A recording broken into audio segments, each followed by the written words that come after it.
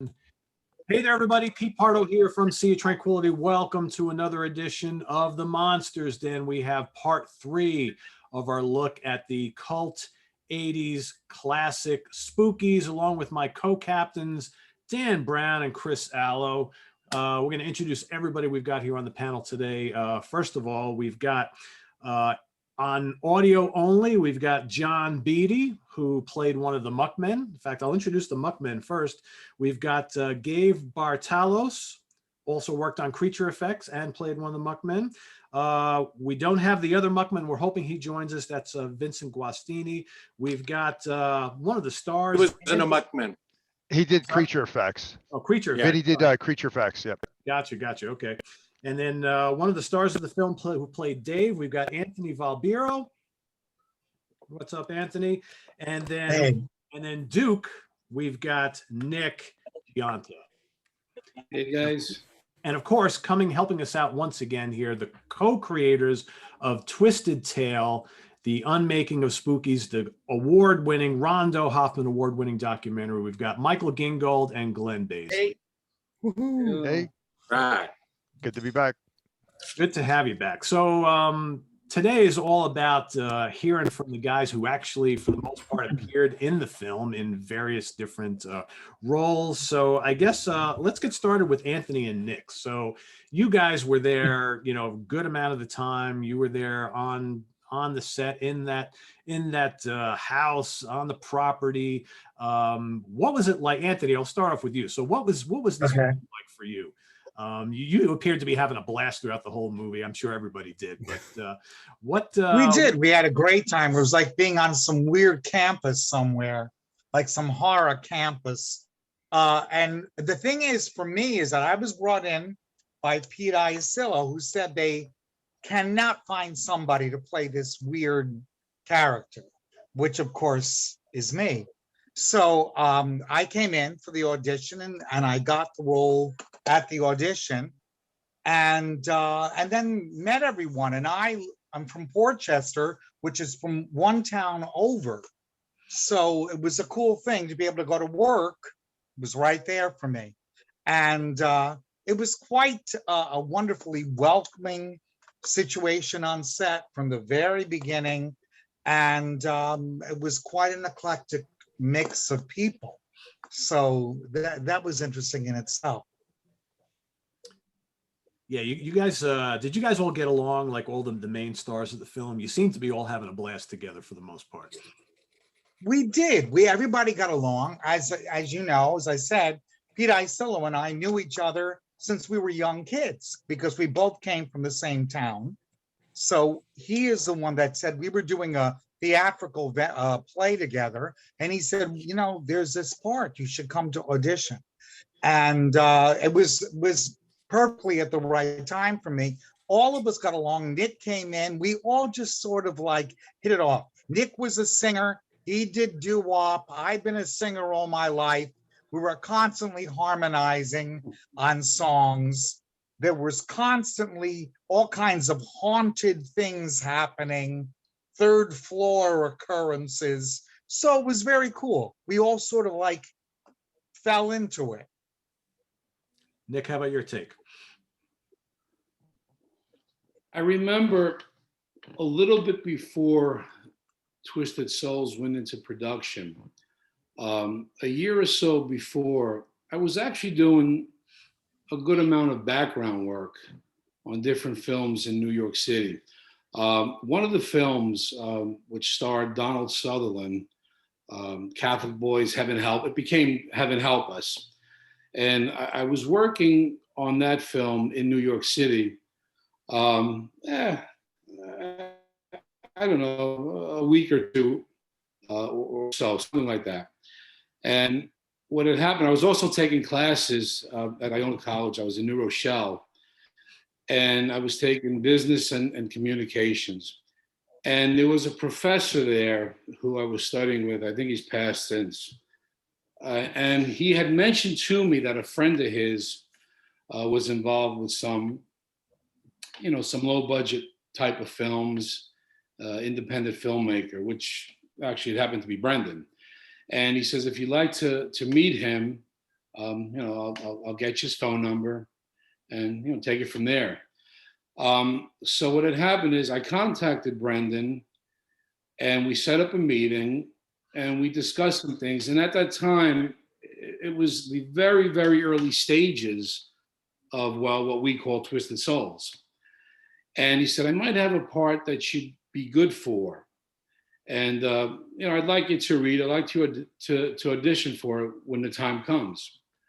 So, of course, 19 years old, why not? I said, let me know. Sounds great. And we basically shook hands and that was that. So I would say fast forward 7 to 8 months later, he contacted me. Brendan called me, said, listen, it looks like this film is going to be a go. And I'd really like you to read for the part. It was Duke. So, just when you have a chance, swing by. I'd like to talk to you. Long story short, the film went ahead and I ended up going to audition up at the John Jay Estate. And Anthony Valbiro was there that day. And that's how we became friends during the audition process. I've heard some things, I've read some things. I've heard a lot of nonsense over the years. We had to audition for these parts. Nothing was given to us because we were friends with Brendan or Frank or Tom. I mean, it didn't hurt to be friendly with them, but we went in there and we did our audition. We had to read for the parts, and then it was videotaped, and I do believe it was sent to England when Michael Lee was, and he had to basically review the audition himself. And then I think he went back to Frank, Tom, and Brendan via phone and said, hey, what do you guys think? It was a sort of back and forth type of thing. And, lo and behold, I got the part, but I had to audition for that part. It wasn't given to me. So I hear a lot of things. I've read a lot of things, and I know I was there. I was there with Anthony and Peter and Joan Ellen and the whole rest of us. So, we can get rid of that because that's a tale, it's a lie. And again, we had to audition for those parts. And that's how we got the part. I got the part, and Brendan had contacted me, telling me, well, Michael Lee liked you. He thinks you'd be fine. And you got the part. And that was basically that. And then, we started the process of the film. But I had met Anthony that day. I think Peter was there too. I'm not remember Peter, Joan Ellen, and that's how my friendship with Anthony started at that time. But despite the nonsense that many people have said, we got along pretty well. We worked hard. We took it very serious. The objective was to get the Twisted Souls film done. Our hearts were into it. We worked very hard at getting that film done the way Brendan, Tom, and Frank had dreamed it. And again, so many things have been said, but as Anthony could attest to this, we were there, we lived it. It was our film, and we know how things went down, the truth. So, but being on the set at that time, 1984, that time, that place, for me, as a 20-year-old young guy trying to break into the film business, it was a tremendous experience, a wonderful experience, being surrounded by so many wonderful and talented people, such as Anthony and Peter Isillo and Joan Ellen and Peter Dane, Gabe Bartalos, John Dodds, Brendan, Frank, Tom, and on and on and on. All worked hard, all with their heart in it. And the Michael Lee story, that's an entire different story altogether. But it was great. It was great. From the month of April, I believe, through November, we were up at the John Jay Estate working on that film. And, it's something, despite all the bullshit, I'm proud of it. I'm proud of what we did, despite the end result. So I have to say also that it was incredibly professionally run. with an amazing integrity through Yes. the entire. It wasn't like people smoking and then plopping your makeup on. It was completely done. The timing in regard to being set, to be there for makeup, to be in place. We worked extremely hard.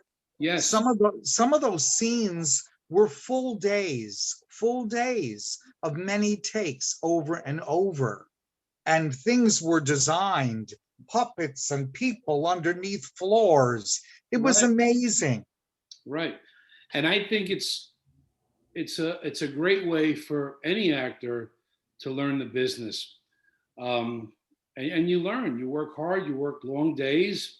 And there were so many things I didn't know until I became a part of the Twisted Souls cast, working with the camera, the lighting, the sound, all these things that come into play.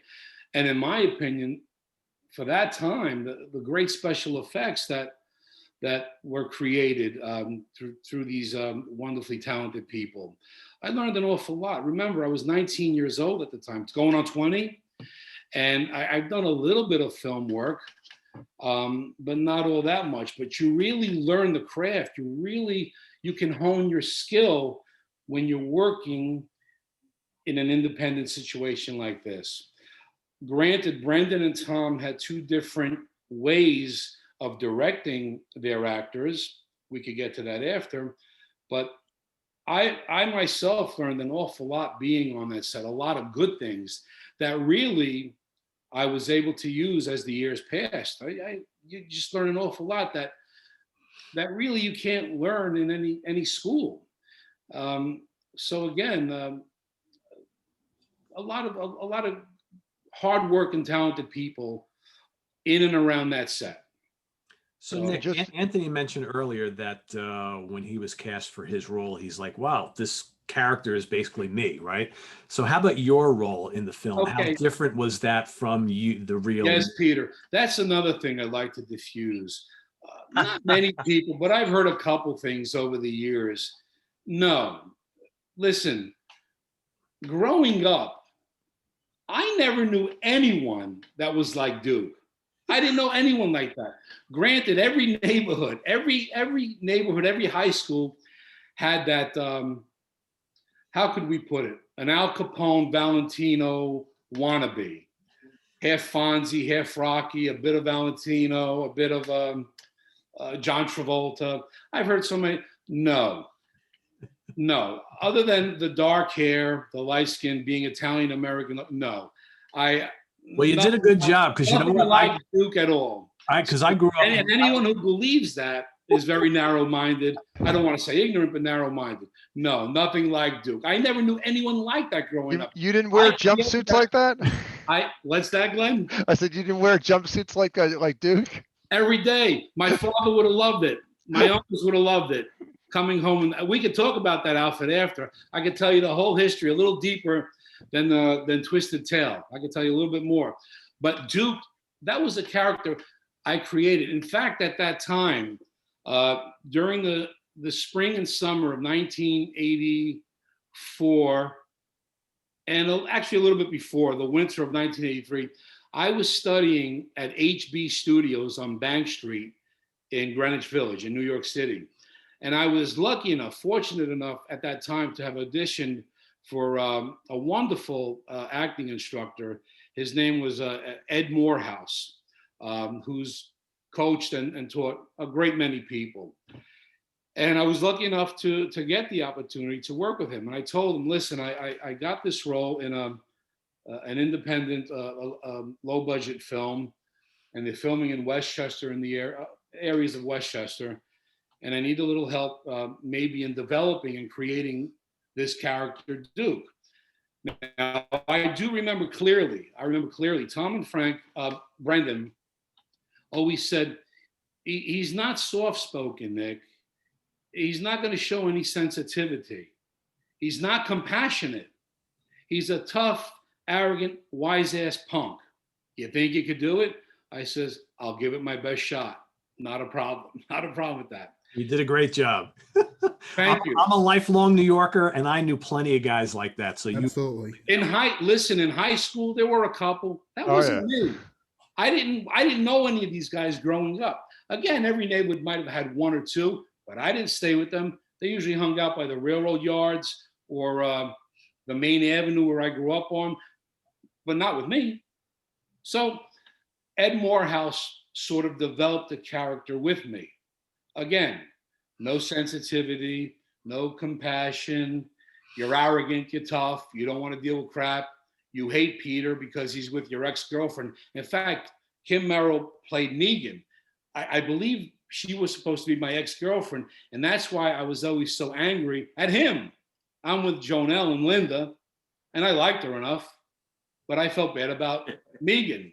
If my memory serves me well, that was the bottom line of that nastiness with Duke going at it with Peter. Peter Dane, who I love, was a great guy. And I miss him. I wish I could talk to him too. But I think that some of that was alluded to, if memory serves me correct, in the original scenes that were cut from the movie that was shot. If I recall from reading the original script. well, as far as I could remember, Megan was my girlfriend. Yeah. Yes. I know all the And I stuff was with hurt. Anthony. I was mad that she was dating Peter, this older, whatever, executive type. And I ended up being with Linda, Joan Ellen, and that was fine. But that was the underlying reason for that arrogance and anger toward him. Yeah, there was definitely a little bit more backstory that was cut out, cut from scenes from the movie. Because I know, Anthony, one of your biggest pet peeves is the fact that you're very nasally in the movie, and that was intentional because you didn't see the scenes that were cut There's from the movie. that whole opening scene with me with my pills, my allergies. I couldn't breathe. So through the entire movie, I sounded like this, and it makes no sense.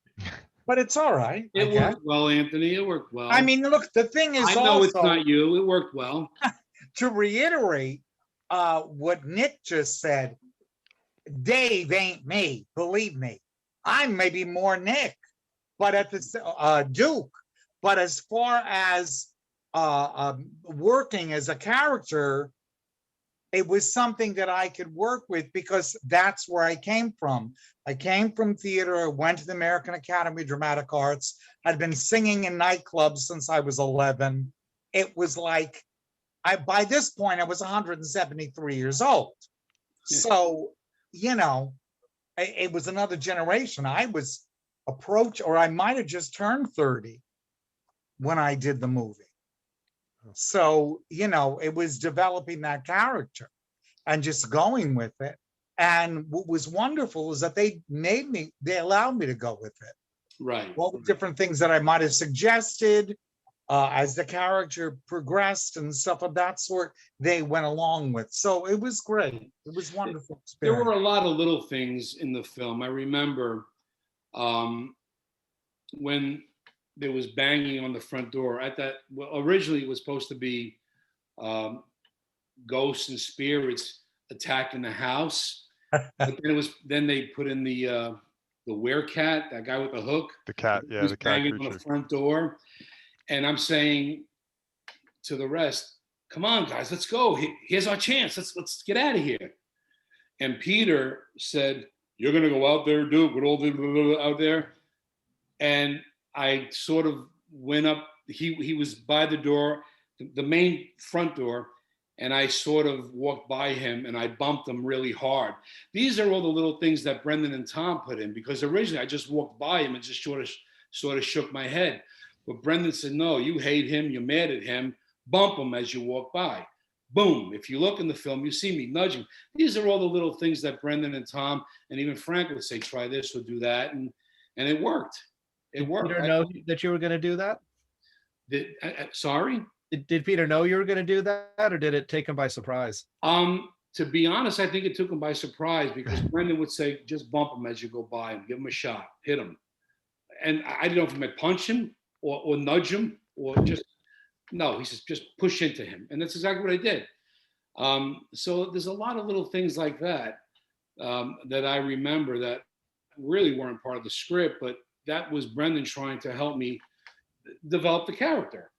But again, getting back to HB Studios, it was Ed Morehouse who actually helped me develop that character. I'd bring him the script, and for an hour or so, we'd go over it. He'd say, try this, or say it like this, or no, that's too hard. That don't do it that way. You got to. And he basically, in a nutshell, coached me and got me going with the character of Duke.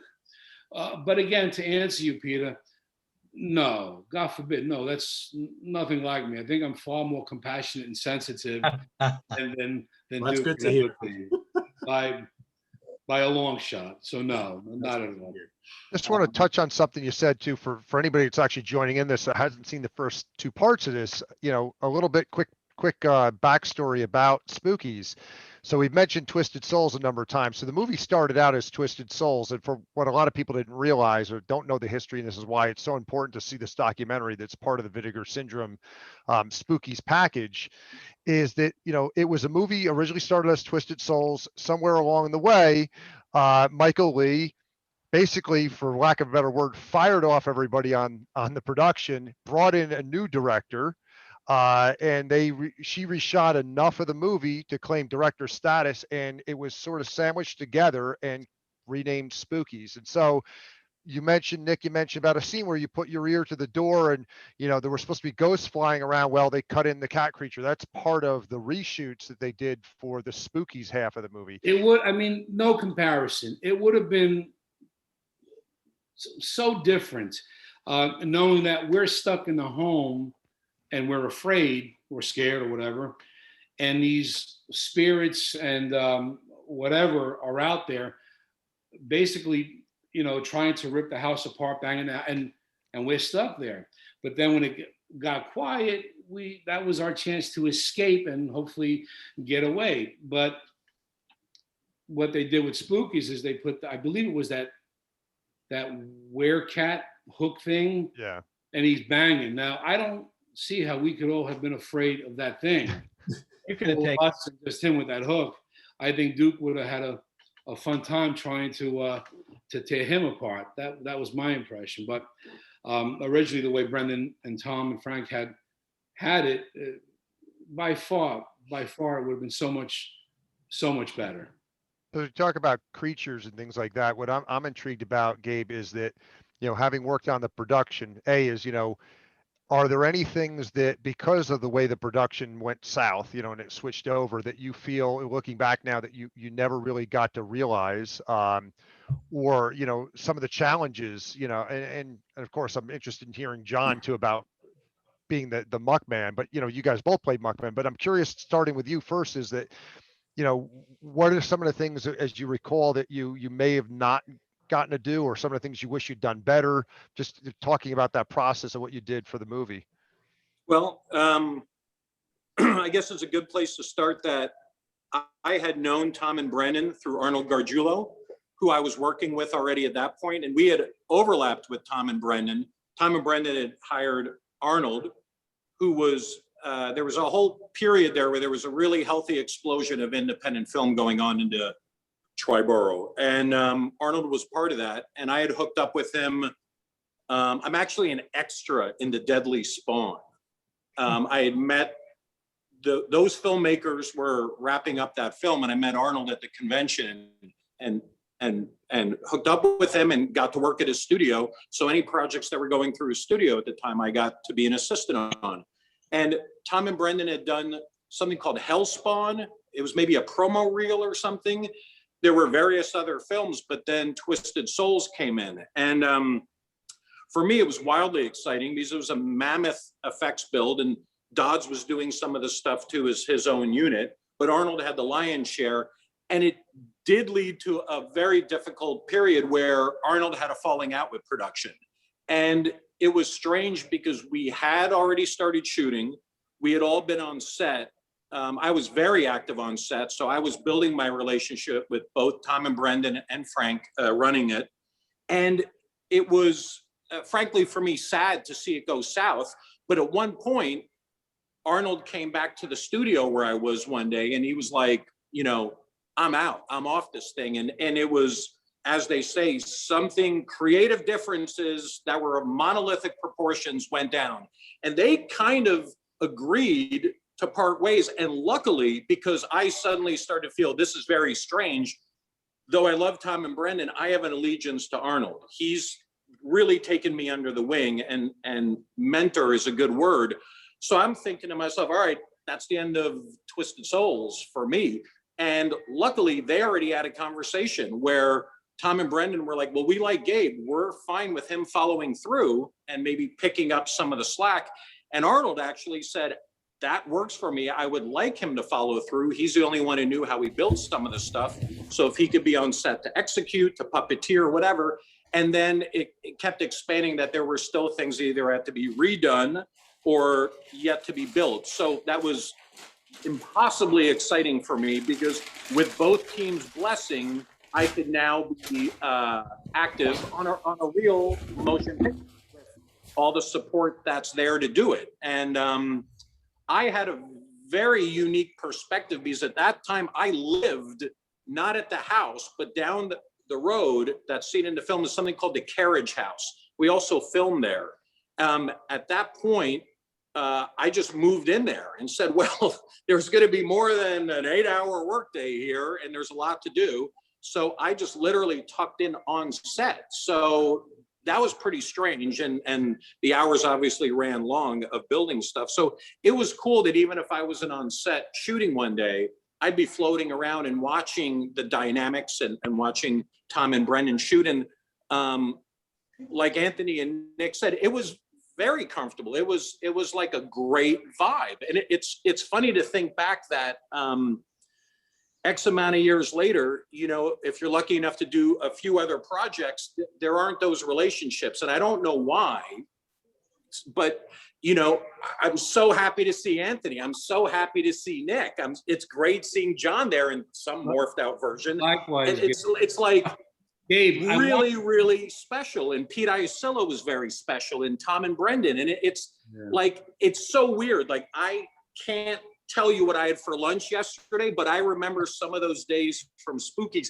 crystal clear, completely. And I think maybe your brain at my young age is such a clean slate. These experiences really print in there and are significant. And it was great. I mean, it was fantastic. And luckily, as things began to go south, that was post-production and was really happening above the line, so that we heard the vibrations were real, but we weren't dragged into the middle of it. So it was sad that what definitely would have been a better picture got taken away from Tom and Brendan, because looking back at the history of film now in the 80s, the film would have had, though it's remembered now, it would have been remembered in a different way, and I think positively. Yeah, wonderful chapter, really amazing. I think my favorite story about you. Really tells Brendan tells a great story where you did confront Michael Lee at one point about. I was just gonna bring it up. He wasn't giving you the money that you needed, and you actually like lifted up the front end of his car. That's my favorite story. To prevent him from leaving the set, so he would give you the money you needed. Is that for real? Yeah, probably. I was really into. I realized that small cars in the back of it, probably anyone could do it. You could deadlift the car. And just straightening your knees, and it was wildly theatrical. I think he responded to it. I think Michael Lee was driving a silver Mercedes-Benz at that time. I'm pretty sure it was a Mercedes. All the more reason. I used to see him. Your Hulk out moment. Pull up. Yeah, right. Walk inside, quiet, with his head down. Actually, his wife, or his ex-wife at that time, I remember her too. I thought she was a lovely lady, a very nice person. Yeah, and I think speaking for a lot of us, I had conversations with Michael, and they were like with any other executive that I've discovered would happen in the future. It's, as a crew member, you're not really, even if you're friends with the producer director, you're not always privy to what they're going through. So they were having real creative differences, and it's hard to protect against that. That is a real trap that can happen. And when the financer has the ultimate power, if he doesn't have the creative vision to understand something that's in progress, it's very different difficult for the artists who are sculpting a movie and putting it together. It's a hard thing, and I think we've probably all heard of other stories that it's happened to. So it's not completely unique. It's I won't defend Michael, but I will say my interactions with him were civil and polite. What they had to be, but obviously things unfolded differently for the higher ups. Well, yeah, one of the creative differences, I remember the story being told that, he suggested putting a guy in a gorilla suit in the movie to pop out. And John could have easily been that gorilla. Go Steven Spielberg. There you go. Well, it worked in the ruling class, so maybe he was onto something. Gabe, John, so I think I remember that some of the I'm sorry? Gabe, I want to tell you, just this morning, I remember Frank had contacted me, again, the early days of, Spookies, Twisted Souls, and I had gone, he sent me over to Arnold Gargiulo's studio. I believe it was in Westchester at that time. And they actually I was amazed by all the stuff he had down there, by the way. And he did a ceramic sort of bust thing from my lower chest on up. I remember that. They needed that. That was for the Duke death scene when the Grim Reaper, slashes my head open and goodbye. So I remember being there. And I remember. Well, it's interesting because that never, if there was going to be a dummy head for that, it wasn't executed that way. Right. There was a handful of standalone creatures props, but a lot of the makeup effects landed in my lap, which was fun because I was always present there. So some of the vicious cuts and slices, I would apply the prosthetic, have the gag go off. And then there was another makeup artist, Jennifer Aspinell. She was doing the straight makeup, but Jennifer was a very talented makeup effects artist, so it was great. I could apply a specialty wound, we'd film it in close-up detail. Then I could go back down, we called it the body shop, and keep working on harsh deadlines. And Jennifer, who's already on set taking care of the straight makeup, could maintain, Joan Ellen gets her leg cut at one point. Right. So I had put a prosthetic on her leg and I glued it with her leg straight and I put a blood tube. And literally it was such a close-up, I was standing 2 feet away from her. I had pre-cut the jeans and the blade hit it. So it was really an editorial trick for the front end of the shot. Blade swipes by and I told Joan Ellen then to bend her leg. So by bending it, the wound opened and the blood kind of shot out of its own trajectory. And then for you, well, the point of that is then I could leave the set and Jennifer, who's there anyway, would dab the blood on the set and maintain a continuity for the days and weeks of shooting. Right. For your thing, Nick, Gabe was my savior because I went to Arnold's. They were supposed to do a face mask and I am highly claustrophobic. And they tried valiantly to get this face mask with the 2 straws up my nose. It was impossible. Gabe finally was able to talk me through half a face mask. It was actually like this. Yeah. Yeah. And then on set, like you said, with Jennifer yourself, both of you working together to get all of the prosthesis work that you put together for the scene. Yeah, it's funny. I didn't recollect that.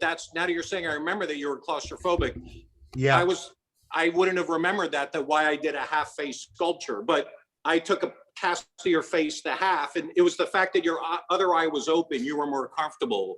So off of that, I created ultracal buck and sculpted the ripped face. It's meant to be a victim of the John Dodd snake demon. So she rolls him over in bed, and we get this gored prosthetic face dressed with blood. But what I was going to say, Nick, interesting thing, if anyone watches the movie again, on Nick's, that bust, whatever was taken of you, I don't remember that at Arnold's, but on set, we had to do the blade where you go, oh shit, and the blade whacks you. Right.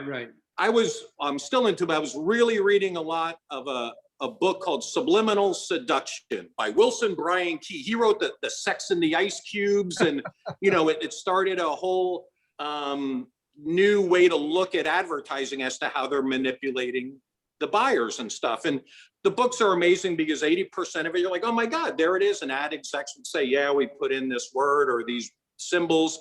And 20%, you're like, well, a little bit of a stretch there.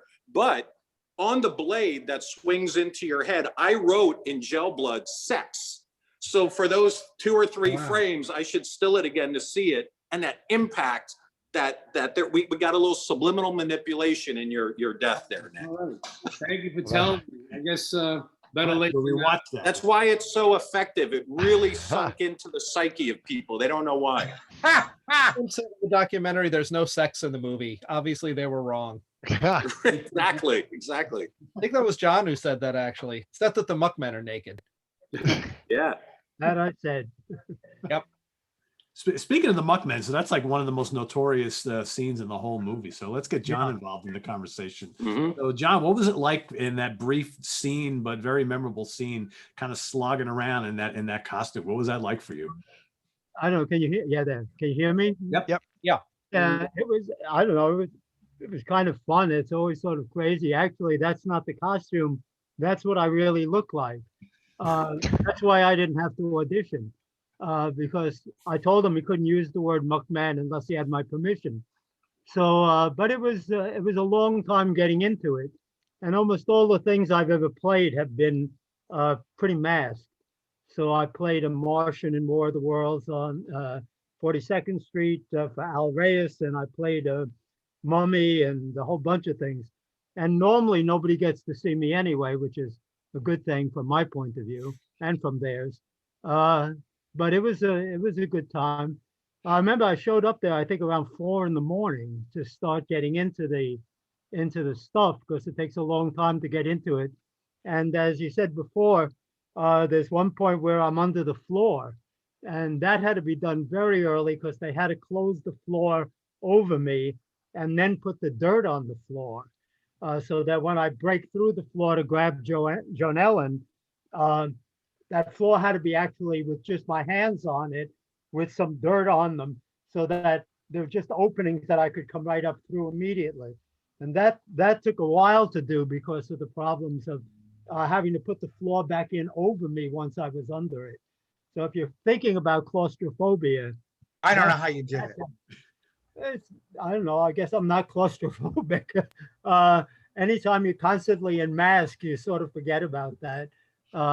But it was a long time, and I remember that I was in a hurry to get out of there that day, and it was a delay for some reason, and they didn't get all the makeup off, and I didn't realize that until I'd gotten home back to Brooklyn, and I had to stop at a gas station to get gas, and there was a problem with the attendant. I couldn't figure out why they were puzzled about me till I got home and realized I hadn't gotten all of the stuff off yet. So that was sort of weird. But I remember Tom talking about the audition, so I can validate what Nick was saying. There was one that he had showed me. I wish I knew where it was, but it was some older woman who was trying out for it, and she had her hair over one eye, and she had a very heavy accent, maybe German, I don't know. And she said, "I am the harbinger of your doom." It just wiped me out, and Tom kept laughing at it. And I don't know what happened to it, but that would have been something to put in the outtake. John, Isn't that ironic how that's ended up how Creon was speaking? Yeah. I wanted to thank you. I'm going to tell you something. For all these years, I didn't know that was you, whose hands and arms came out of the dirt. And grabbed Joan Ellen. That's why I took the part. Joan Ellen. Or I'm not remembering. So let's just say mystery solved. There it is. That's me coming up out of the ground. Down Beatty. Great. Well, you guys had a little bit of a conflict going on during that scene that's discussed in the documentary a little bit. What's that, Michael? And but someone said when John finally got the Muckman costume off. Oh, I know where you're going. Oh, that's after my fight with Duknik. And what did I say? Well, you know, I'm older than everybody else, as you can tell looking at the still photo there. So I think when I did the film, I was like 107, and everybody else was 20. And so when they finally took the stuff off, Nick said something to the effect, "Hey, you're old." And I said, "You want to go another round?" 19-year-old wise ass punk. Sorry. Yeah, he was still in character. I recognized that, or I would have thrown him again, you know. Listen, I thought that was a great scene. We all know where it went and what happened. And me personally, when I saw it for the first time, what could I say? Very disappointed, because it actually could have been a pretty scary scene. Those Muckmen were scary. That scene was a great scene. Yeah, and the original thing, when I saw the first cut that he did, the shot they used, you're actually flying through the air. I actually caught Right. it in a way I wasn't quite ready for. And Nick went right up in the air at that point in a nice arc. It was very nice. I remember that. Apparently, one of the things that happened in the editing was that all of the cuts that Tom had made, frequently they changed a lot of them back to the ones he had taken out, I think because they were less effective. And they were hoping it would make the rest of the film that they had shot better, which it did not. Nothing could have helped it. So I think that was a big part of it, was that they were altering it to make their half or whatever it is look a little better. So Right. one thing I'm curious about is some of the people in the doc talked about how they were all invited back to take part in the new footage, and they all had solidarity with Brendan and Tom and turned them down. So Gabe, did they ask you to come back to do new effects for them? Yeah, I kind of got busy in that window as well. So, yeah, that's accurate. What's funny about going back to the Muckmen real quick was, though it was uncomfortable and everything, we were all laughing all the time. Yeah. Because one of the benefits was I built the suits over coveralls, and I knew I was going to be one, so I could just test it out. And I used a rigid foam, which sounds counterintuitive, but I put it on and fractured it and then covered it with latex. And people were coming in and out, and Pete Iacillo was one as well. So there were times I could try the suits on everyone. And then it just became latex and dirt. The head and one set of hands were sculpted. And it did, like John said, take a long time, because the transition of the glove to the suit was literally just latex and dirt. And then I would put in burlap and wanted to have a little gravity in there. There's string embedded in it. So it's like, what is muck? Yeah, it was a blast. Like, I got to flip the table and smash the that support beam, Yeah. And then yeah, it was great. Right. Tom made a small Muckman for me. Yeah, with- little maquette bust. Yeah. And I think Cecilia has it at the moment. And I'm trying to get it she wants to reproduce it to be able to maybe market it. And I'm trying to see whether or not we can't do it with a 3D scanner and then make a 3D image of it, because once you've scanned it, you can scale it and make it bigger or smaller and things like that. I think that would be neat, because I think since Tom sculpted it for the little figure, anything he did, I think, is just great to have, and I'd be really happy to have people getting a hold of it and seeing what he was really up to, what he was capable of. Right. Michael, you had brought up the reshoot when Twisted Souls conveniently turned into Spookies. And all these years later, I still sometimes wonder how it might have turned out had myself and Joan Ellen, that's the actress who played Linda, had gone back to the reshoot, because Michael Lee did reach out several times. He did call me and Joan Ellen.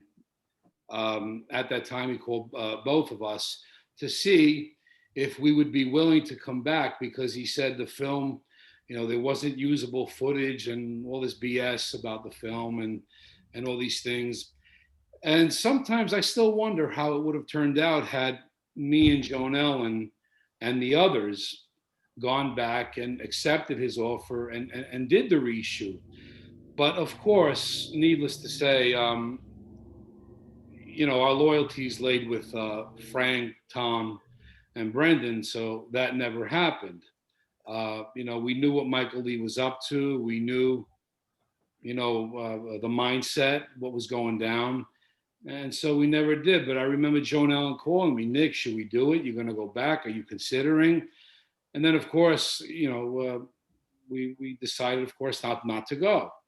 But I do think sometimes I do think of that. And then I have to say, over the years, I wondered, perhaps I'm wrong, but I wonder, did Michael Lee intentionally put those fart noises in the Muckman scene to be spiteful toward me and Joan Ellen? But then I said, nah, that's just a fool that he was. He thought that was good filmmaking. He thought that would go over well. And I guess in his warped mind it did. But I wondered, I did. I thought of that often. Did he do that intentionally because we decided not to go back to the reshoot and because he knew we were loyal to the original cast and crew and Brendan, Tom, and Frank? I wonder. But again, it turned out to be what it turned out to be. But again, when I first saw it, I was angry and then disappointed. It's like your heart sinks. Like, why would he do that? Why would they do that? Why? That was a great scene. It could have been so much more. What it could have been and what it turned out to be, and I'm sure Anthony and the others agree, are completely two different things. So I do think that, make no mistake, I've thought about it all these years. Did that idiot do that intentionally to put those fart noises in that scene? Because Joan Ellen and I disagreed with him and didn't want to go back? I don't know. I don't know. I mean, then I see and I read so much about him as he probably thought that would work well. I mean, I also heard when he wanted to do that, what's her name? Jeannie Joseph argued with him, didn't want it. Yeah. But it was garbage. It was silly. It was unprofessional, stupid third grade filmmaking, and it would ruin it. That's what I heard. Yeah, she actually had walked. The story we'd heard it's told in the documentary is that she actually got in a fight with him over it, walked out, and then they ended up making up the next day. But she was against putting it in. She thought it would detract from the movie as well. And it ultimately, from what we were told, is that he just thought it was funny. That was his childlike sense of humor, and he ended up keeping it in. Right. He had a whole, as someone put it in the doc, an anal fixation. He was one of those, pull my finger kind of guys. So that was he wanted to call the movie. Unlike Dan Brown. That's me. That's me. Anthony, do you have any regrets about not going back, or have you ever thought about Well, first, I was never called to go back. Okay. So, but I would have been very confused. I already called everybody, Anthony, the whole cast. No, I was never called. I told Tom I would go back if they would reshoot the Muckman thing, and that Michael would play Duke. See what really Throw him around. the Muckman take over. Beat him up a little. Also, I wanted to make mention when they finished filming those scenes for Spookies, and we didn't go back. I had Michael Lee's phone number, and I did speak with him several times during that Spookies film editing process.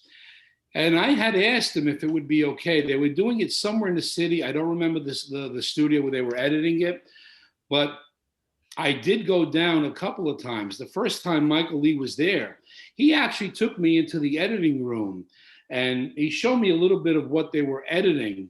And I think I saw the little boy, the balloons, that type of thing. That's what I remember. And it looked so foreign to me. It looked like nothing I ever saw in the original Twisted Souls filming. And and he was very cordial. I mean, he was nice to me. He was polite. He showed me a few things. I stayed maybe 20 minutes, half hour, the most. She was there. She seemed a little edgy, but not too bad, not with me. Then I'd say about 2 weeks later, I was in the city. I don't remember, maybe an interview or something. And I had contacted Michael. He said, yeah, stop up anytime. So I ended up going up there, and Michael Lee wasn't there.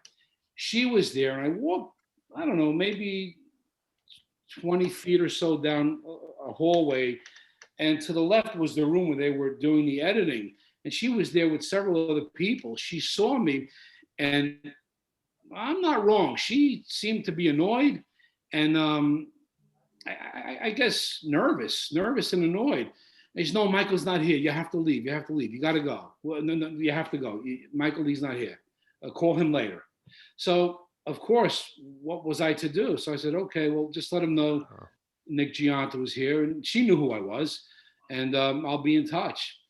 And that was it. I never called back. I never said nothing because, of course, I was talking to Brendan and Tom and Frank at that time, and I knew what was going on, and that was that. But he did let me up there. Michael Lee let me up there one time, and he was polite enough, showed me a little bit, and I saw what was going on.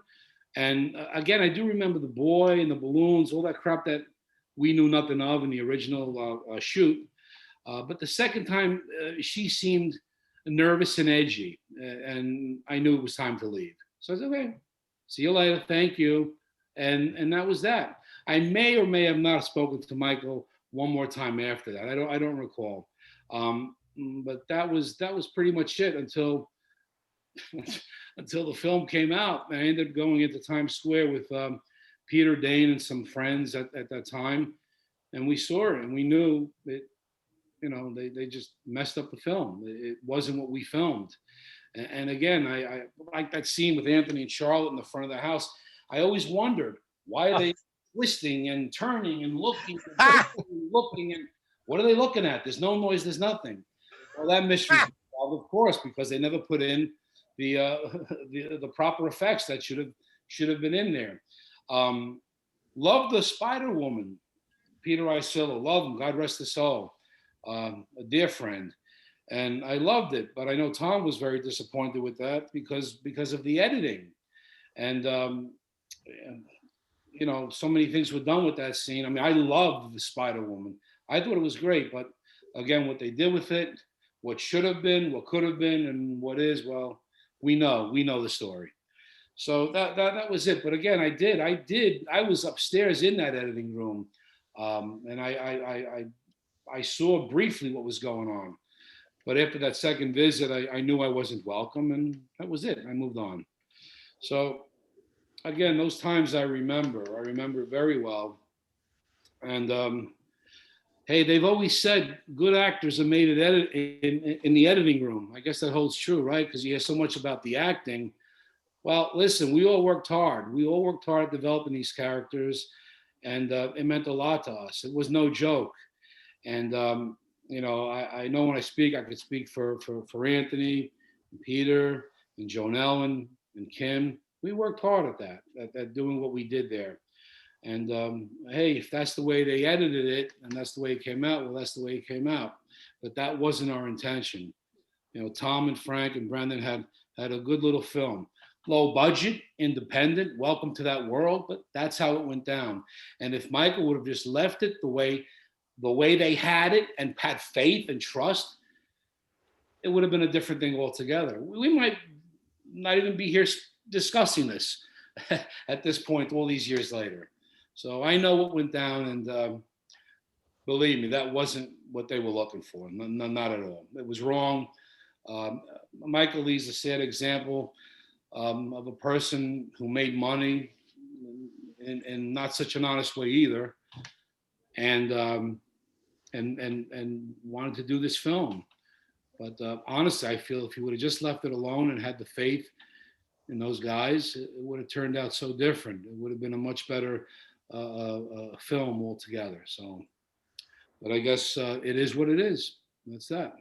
I think if he'd left it alone and it had come out the way they meant it to come out, that could have been a very nice collaboration between Michael and Tom and Brendan, because they would have done more films, and those films would have been easily just as good, if not, better, because if they'd gotten a little more money, things could have moved up a little bit. Right. They had a good cinematographer on it, Ken Kelch. Kelch, yeah. It's terrific. Work with Abel Ferrara, very good cinematographer. And what they replaced him with was, I mean, you can see the difference in the Yeah. cinematography in the two parts. Just the lighting, and the way the shots are. Yeah, Right, the angles, the lighting, the shots, everything. You could totally see the difference. it looks like something out of a porno film. Maybe there is sex Why? after all. Yeah. Well, what do you guys remember about Ken Kelch? Because he seemed like he was a real character on that set. Anthony, why don't you take that? Go It's ahead. like being on, it was like being on the set of Apocalypse Now. That's what it was like. I mean, this was a guy, the army guy, military guy, and that's how he was on the set. He was very gruff. He was a sweetheart underneath. He still is sweetheart underneath it all. But when you first got on that set, he meant business. So you had to come in there totally professionally, and he really respected that. And once he saw that you were very professional, I'm going to go back to your mark and do it over and over again, was a totally different story. But he had to have a tough skin, because he would be growling and getting in there, and he had his posse with him, and all of the crew, which we all loved. We all loved the crew, the sound, the light, everybody. Everybody. We were all together. It was like one big family. I think Like Gabe was saying earlier, within your lifetime, whether it's a theatrical situation, which I've been doing theater all of my life as a director, choreographer, and as an actor, or if you're in a film situation, very rarely do you have that experience. right. It's just a kismet. It is a magical thing. And we hold on to it. We cherish it when that does happen. And with the Twisted Souls, it was that, because the whole intent of the film was to be this classic Gothic film. It was sort of like an incredible tribute to all of those films, the original intent. If you look at some of the amazing shadowing, that great scene when they're coming down the staircase and it looks like something out of the Knights of the Round Table, and you see the shadows on the wall. It's so film noir beautiful. And when you see the differences in what was shot later and then going into the movie theater, I think I saw it in the Village. I think there was a showing in the Village as well. And I went to a theater there and was left with, what the frig is this movie about? It was like insane. Yeah. You left feeling kind of sad. A bit. Yeah. And especially because there I was waiting for all of those ghosts to appear. Right. And I looked like I had Tourette's or some kind of weird ailment. I don't know. You were doing the twist. You were doing the half-ass twist, Anthony. I remember that. Too funny. Dan, you got a comment? Yeah, a couple of things. Well, one, actually, there's a rumor out there that Anthony's movements in front of the mansion, Larry David had seen Spookies, and Elaine's dance on Seinfeld was based on that. That's cool.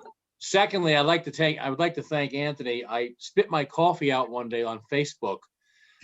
He had put something up. What was the most horrifying movie you ever saw? And he put up this film called Moment by Moment with John Travolta and Lily Tomlin as love. In love. And so I watched it, and I had to watch the entire Saw series to level out and calm down. But that being said, this is a question I have for Anthony, Nick, Gabe, John, or just the black screen that says John. I've always felt, the funny thing about it is George Romero would say about Night of the Living Dead, a curse with it was that he lost ownership to it, went public domain. But a blessing with it was that since it went public domain and found itself being shown all over the country, all over the world, and everybody owned a VCR or a Betamax in the 80s, had a copy of it. And that gave it a broad audience. You watch the film as it was done by everybody with the special effects and Ken Kelch's photography, and that's some really great stuff. And I would love to have seen what Brendan and Tom's and Frank's vision would have been, because they were such fans of real cinema and film. Absolutely. But do you think that had they finished it with theirs, it would have been maybe an above average horror film of the 80s, would have maybe slipped into the distance? Or do you think because of the train wreck that ended up becoming after the editing and the refilming and this and that, that's actually added to its legendary status? And I think that has, would have been forgotten, or actually, and I'd like to run that question, and including Michael and Glenn as well. I think it's an interesting concept with that film. That's a loaded question. Well, I'm going to start, then I'll shut up. No. I agree that it sort of like has that mommy dearest mystique to it. And I do believe that it's become a cult classic because of the combination of that and because of the conversations that have occurred. And it's sort of like when they started, well, of course you can't compare it, when they started showing It's a Wonderful Life on television, people didn't know about it. Now, I mean, I'm getting calls just recently. I don't know this particular thing called Shudder. You guys all know this, where they're showing. It just screened on Shudder, yeah. Yeah, somebody Joe Bob Briggs. just did all these screen grabs and sent me and was so excited. Friend of mine who had never seen it. So I think all of the incredible stories, and there's so many backstories, and some of them are not so happy. There's some very tragic things that happen on that set too. So it's fascinating, and I do believe that it's gotten to its success, and I think it's going to still keep on climbing because of that. I do believe that. Right. Well, thanks to Vinegar Syndrome too. To be honest, I'm quite amazed at the attention this film has been getting, and the people that have seen it, and of course, thanks to Glenn and Michael and the documentary that they made. And for me, I feel, I'm sure Anthony would agree, it all came full circle, because we never did feel like it was accomplished. We never did feel like, well, it was done, it did this, we're fine. There was always that like lingering, hanging thing about it where people need to know, but nobody cares. It's just a low budget film, they won't care. So I'm so thankful to that. To answer your question, Dan, I don't know. I mean, had it went the original way, it could have held on for a long time and people would have liked it. But like most films, they're out there, we know about them, but they sort of fizzled down. They calmed down. They're there, we know. Yeah, it was great. Yeah, good film. Next. Yeah, that was good. That was cool. Next. And then the actors move on, the crew moves on, they get work and they do their thing. This sort of, I don't know, after all these years, fast forward all these years, it again, for me, it sort of came full circle, and I'm sure the rest would agree. But I think it gave it a major new life. Nothing little, a major new life. I mean, it's all over YouTube. Posters sell, the record has sold, the documentaries selling, old DVDs sell, VHSs sell. People have told me over and over. I think it's pretty cool. I tend to think the latter. Perhaps it would have stayed well and worked well throughout the 80s and 90s. But again, my feeling is like most films, they calm down. It dies down. The excitement dies down. And then people move on. But this sort of gave it a whole new uplift. That's how I feel. I kind of tend to think the latter. Maybe I'm wrong, but that's how I feel. It's an interesting film because the fact is that there was a lot of stuff in it that was above average. This was not just a normal schlock horror film. The photography was very good. Look at Cecilia's, even just the Ouija board. Terrific in there.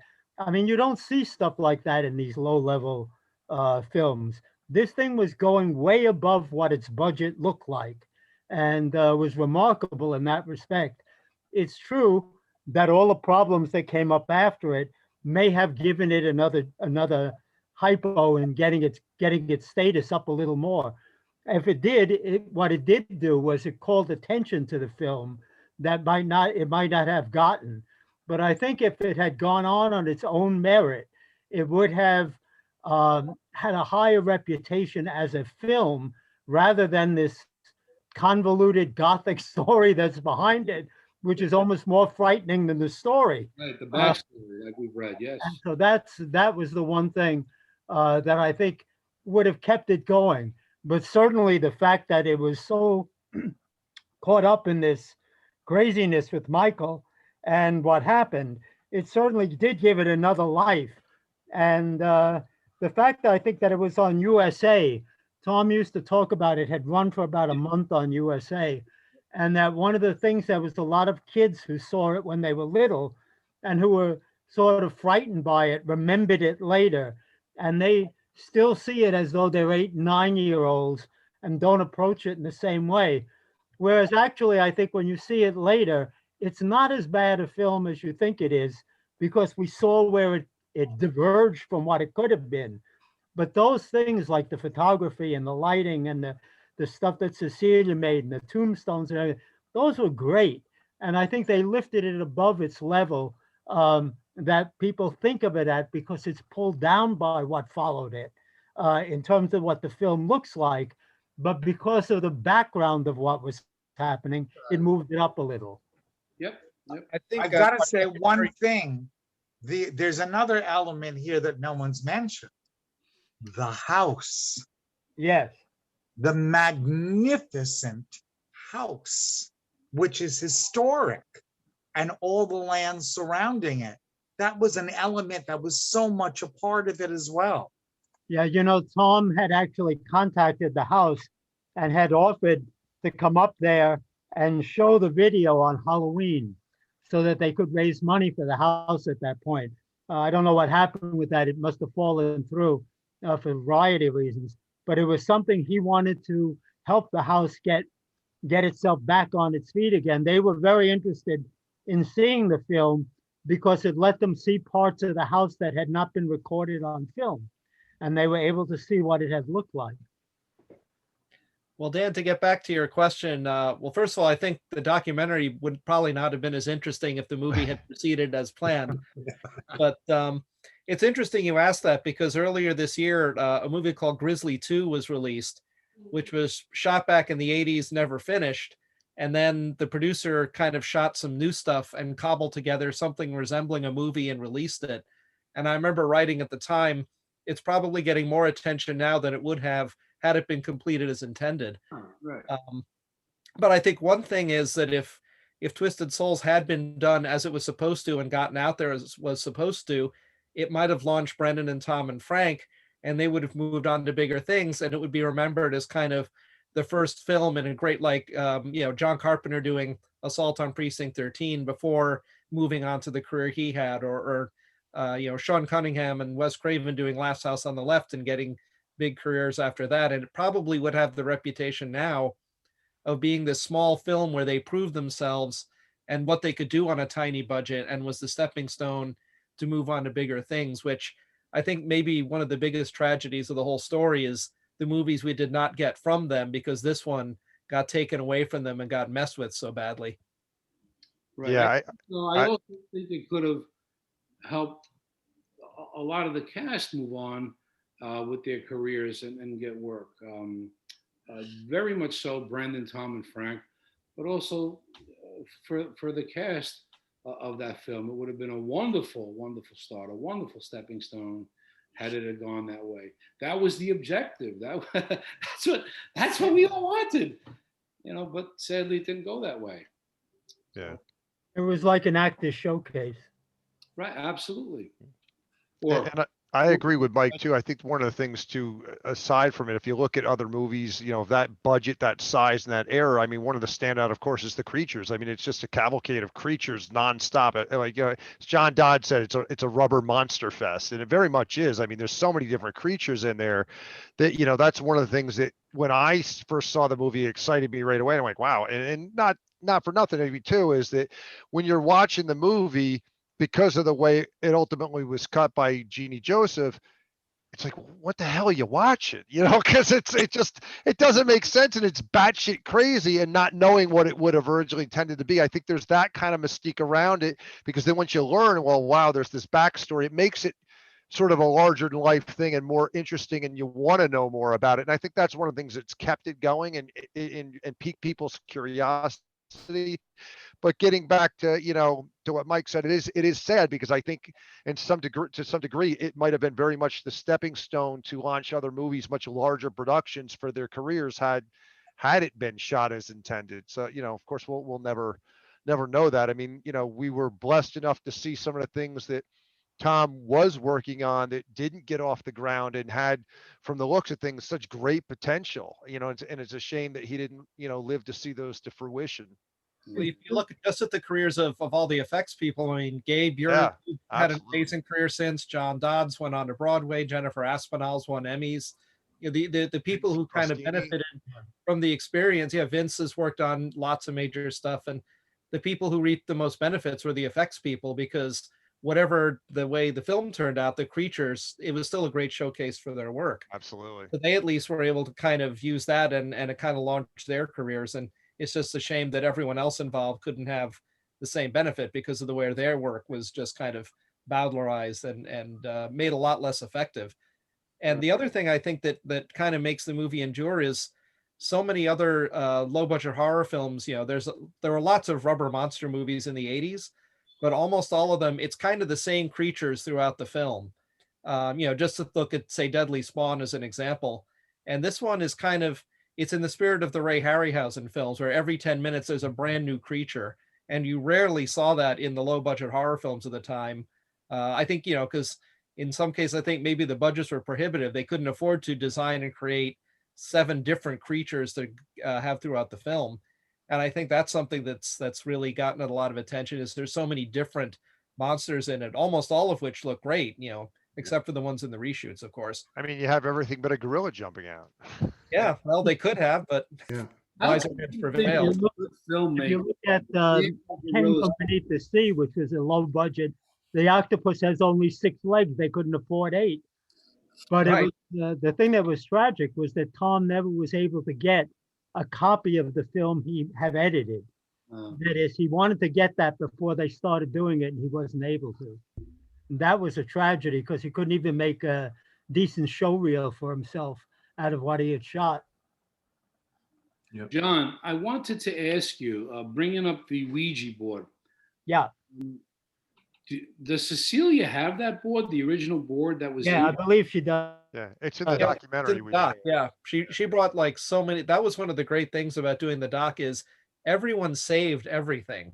Right. Frank Farrell saved so much documentation and photos. Cecilia had all of the props. The only thing we didn't get was the puppet, which I kind of regret. It would have been. She still thinks exists somewhere in her house. Yeah, but we never got to put that. That was the only thing we missed putting in the doc, was getting Mookie back on camera. Well, Brendan has recovered. Brendan has recovered a lot. He's been cleaning stuff out of his house, and every so often he stumbles upon something. I think he came across a whole, I don't know if it was from this film or Killer Dead, but a whole series of like slides that were taken. Wow. So he uncovers stuff every day. And he says, somewhere there's got to be a snake demon here in my closet. Well, he had the sarcophagus, which you see in the doc. Yeah, which is amazing. After all these years.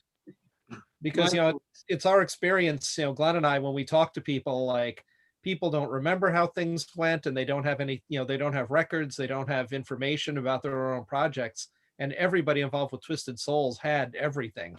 Right. We had more material than we knew what to do with. I have not only the recordings from here, but I have the video of Twisted Souls in German and Chinese. No, that's right. Yeah. Right. Chinese, yeah. Wow. Duke in Chinese. Yeah. Yeah, it's very interesting to hear that, to see that. To you, you had mentioned about the work thing.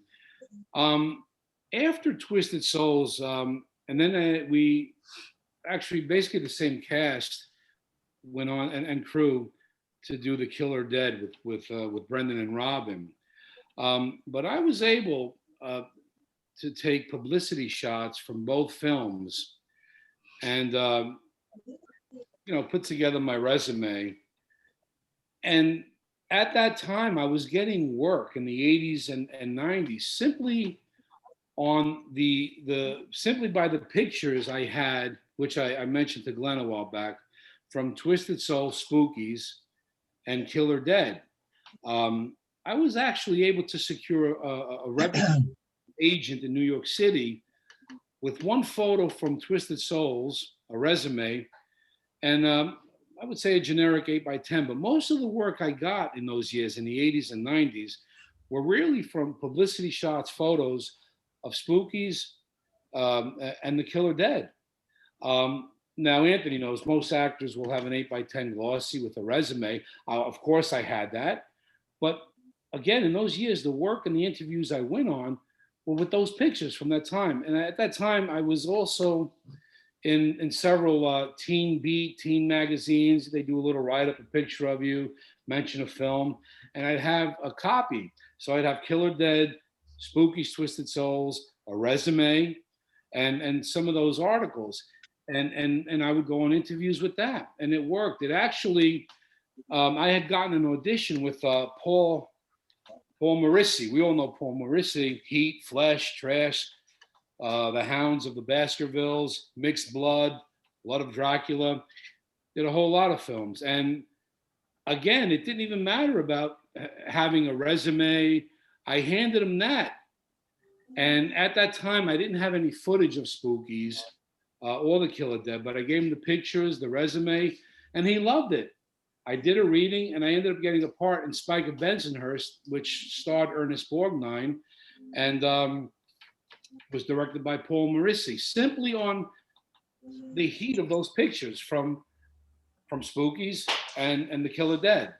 So I was actually able to take stuff from that time. And then in the early 90s, some film footage for different jobs, different things. But just with those pictures, it helped me a lot. I mean, I've had my 8x10 headshots, my glossies, but they didn't do a whole lot for me over the years. It was really those simple pictures that I had in copies of magazine articles that got me indoors. A Billy Joel video, stand-in work on a film called Awakenings, which starred Robin Williams and Robert De Niro.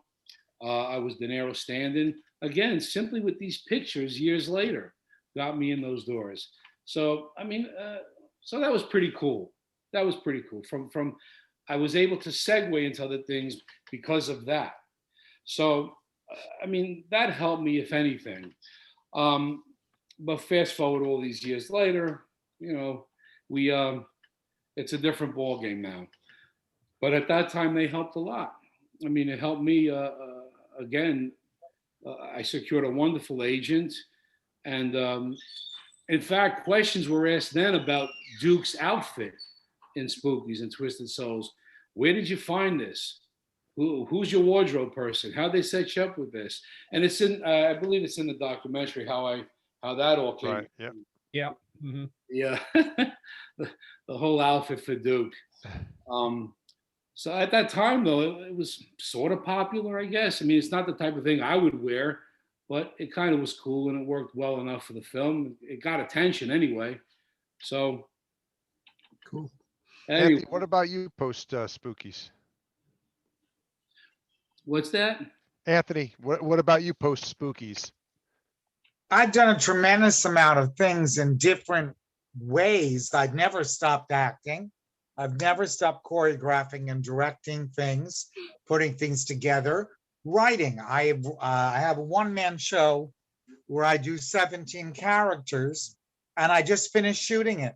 Not as a staged production, but I shot it as a movie. I can't wait. And I did all of the costuming, all of the wigs, all of the makeup of a brilliant filmmaker. We're going to start the festival circuit very soon. We're in editing right now. And I play 16 characters in the movie. Wow. I saw the play, Anthony. I remember it. Yes. I saw the play. He's wonderful. He's very good in it. I can't wait to see.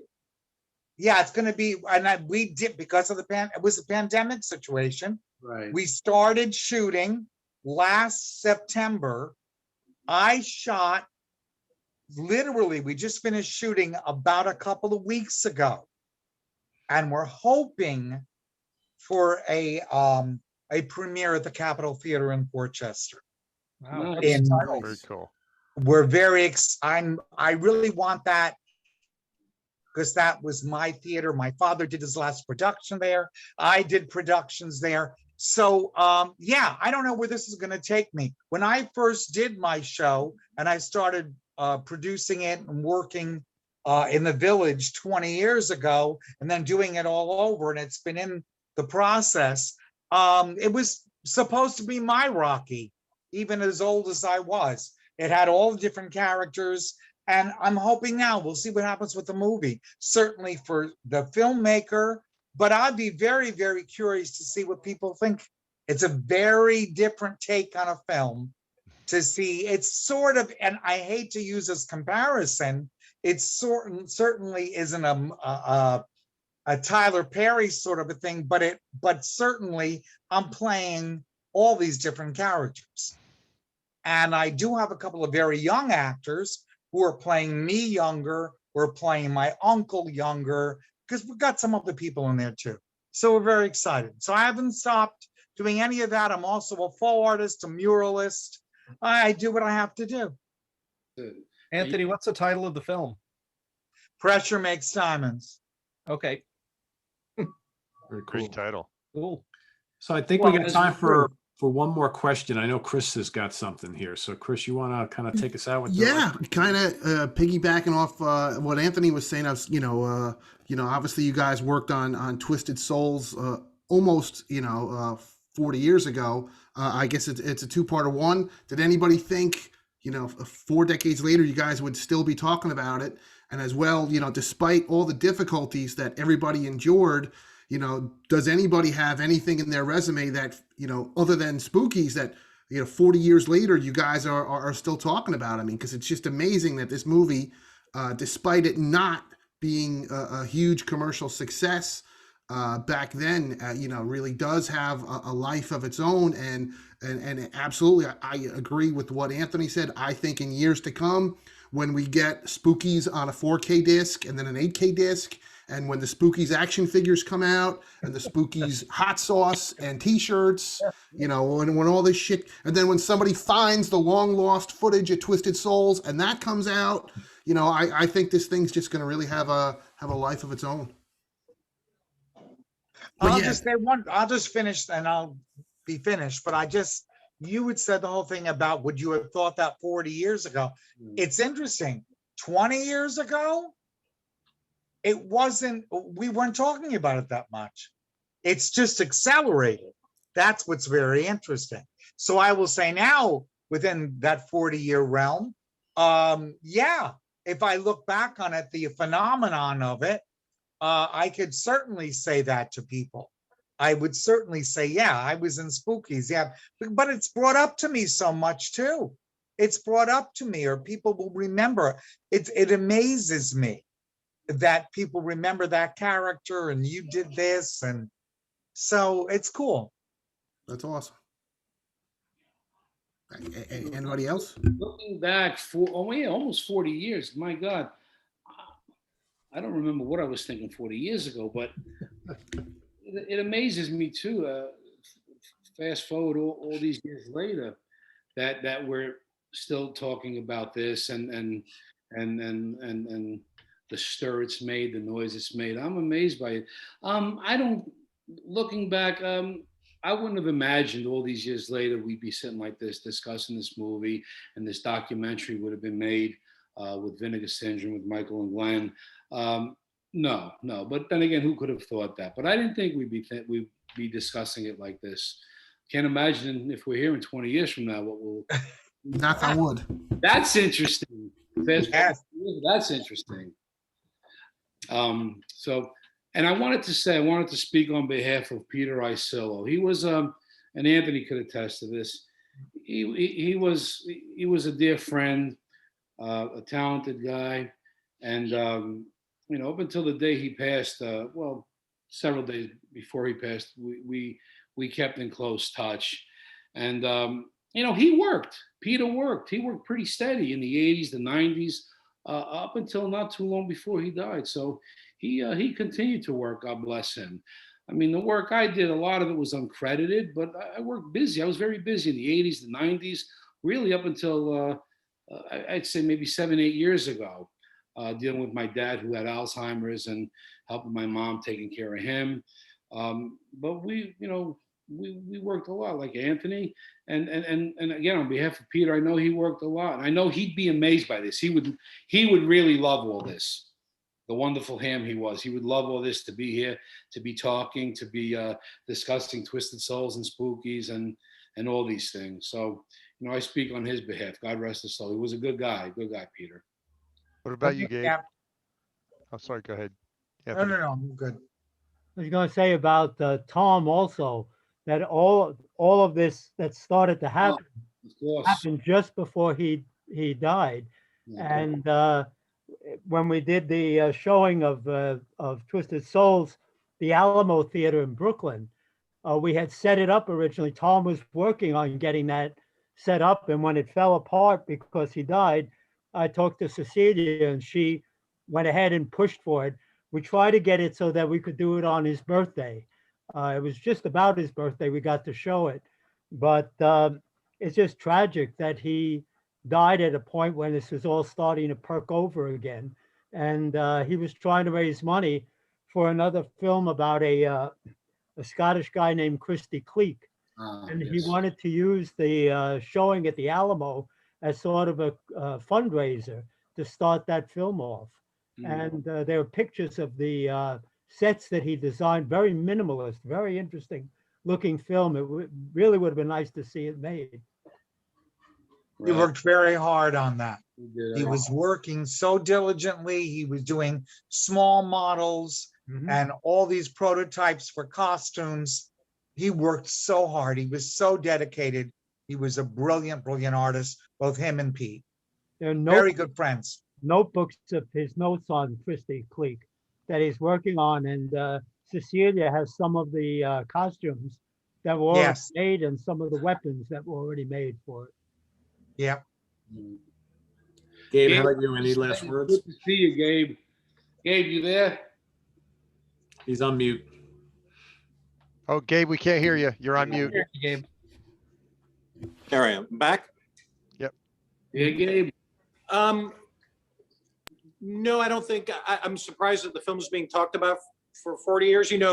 Kind of to speak to what Michael said, I think it's accurate that it's almost for the wrong reason. I think it did shortchange Tom and Brendan's career a little. I mean, obviously, what people outside the film industry don't always realize is that it's a lot more working class than they romanticize, that it's really up to the individual. And the film only comes out 8 or 10 months later, that you have spent that money, you got to get that job next. But obviously, if a film comes out, and especially for acting talent, there's a showcase for them, and it does nothing but leverage it upwards. So I always felt a sense of sadness for the acting talent and Tom and Brendan, that it definitely wasn't there for them to leverage forward. And that was painful, and I know it was for them. I think it would have been interesting to see it originally, because both Tom and Brendan were a little out of time in their own way. Brendan is kind of like a film noir, very classic, almost stage-like directing, while Tom is this ethereal soul, more comfortable in a distant land and from maybe a different time. And those little ingredients, they were both putting in. And whenever you have two directors, it's already a little weird. So now you have this new layer on Twisted Souls.